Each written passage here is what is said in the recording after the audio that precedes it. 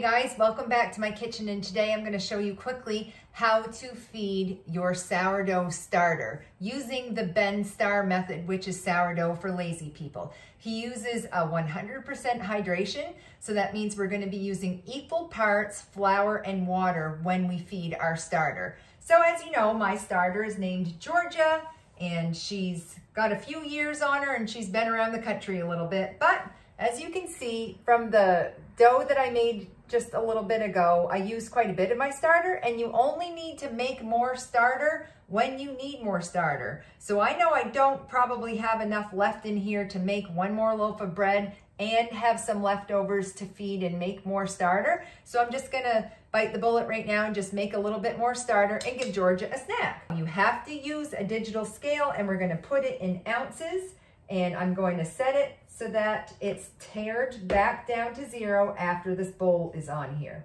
So using Ben Star's method, it's very easy. What he wants you to do is to take your starter out of the vessel that you're going to be keeping it in and just weigh it. And what you're going to do is you're going to weigh your starter, and then say your starter weighs 5 ounces. You need to then feed it at least 5 ounces of flour and 5 ounces of water for a total of 10 ounces to feed your 5 ounces of starter that's left over. So you just take whatever you have, and then you do equal parts flour and water. At least. You can do more than that, but you need to do that for a minimum. So I don't know how much is in here until I weigh it, so that's what we're going to do right now. You'll notice I'm using a silicone spatula. You don't want to touch your sourdough with anything metal.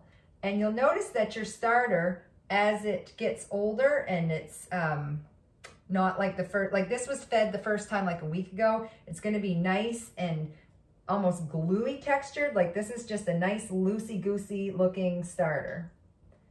And then after we feed her, she's going to tighten up with all that new flour because she hasn't had a chance to eat and burp and multiply all of that new flour yet. So she's going to need the snack.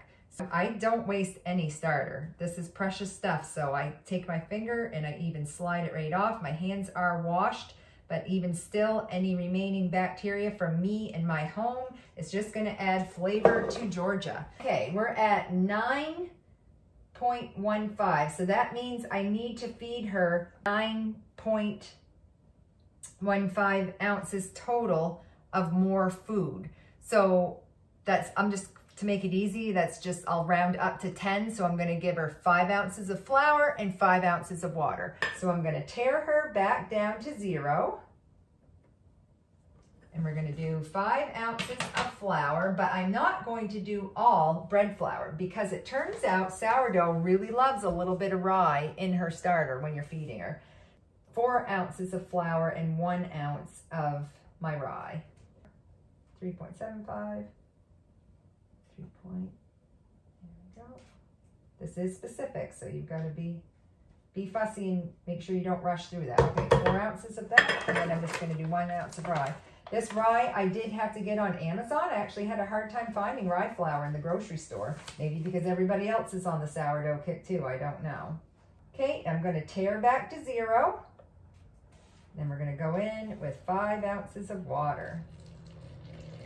This is just room temperature water. You don't want it to be hot, or you could cook your starter, and that is no bueno.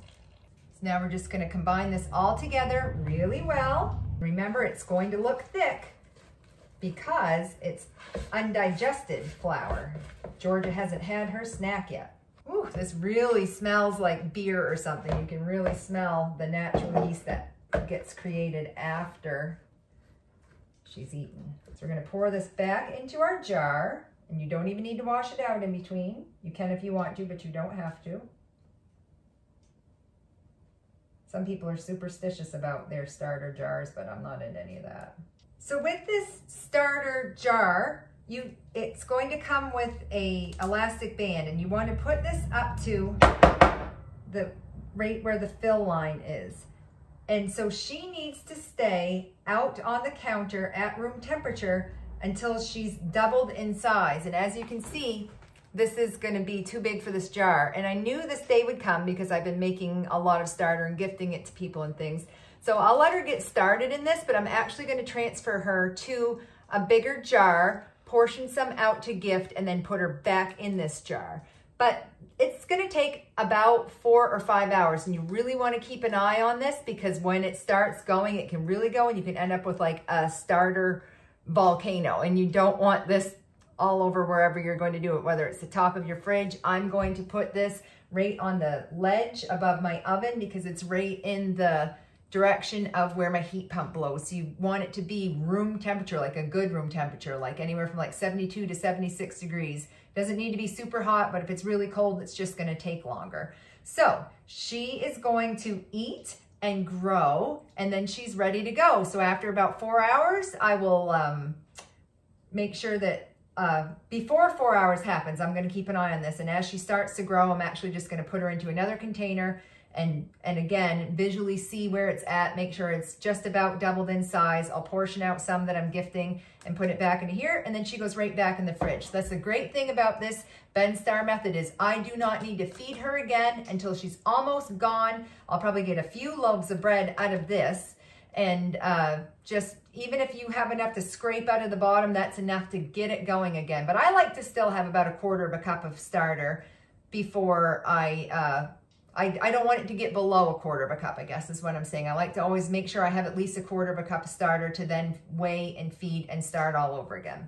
So yeah, this does not need to be fed and discard, fed and discard, fed and discard, the way so many recipes do that waste so much flour. And it's expensive now, guys. Since COVID, any wheat product has gone right through the roof. So the whole point in making this bread, besides the gut bacteria benefits, is because it's also, you know, cost effective as opposed to buying store-bought bread with a bunch of junk in it.